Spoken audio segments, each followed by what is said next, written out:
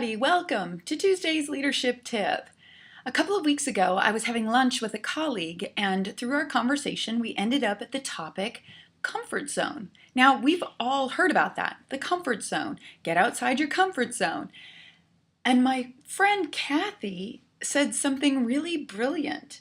She said, sometimes I think we have to be careful so we don't confuse comfort with familiarity. And I went, oh my gosh, that is very profound. Because how often are we in a situation where we are really not comfortable? Couples who stayed together for a long time, they are not comfortable, but they're familiar. People who stay in a job for a long time, they're not comfortable, but it's familiar. Or people who will work for a boss who is really overpowering, and they will say, oh, I hate my job every day. Well, get a new job. No, no, no, because it's familiar.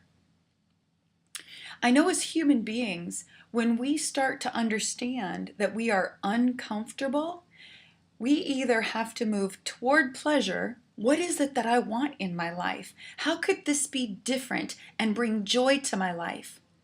Or we move away from pain.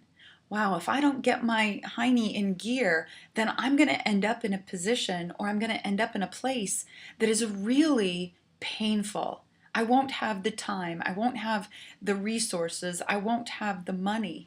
And so we have to move away from that pain part of our life. All of this brings us to the challenge for the week. And that is looking into our lives and saying, is this comfortable? Is this good for me? Is it what I want? Is it how I want my life to be? Or is this familiar? Have I grown to tolerate it to the point where it's now familiar and I stay?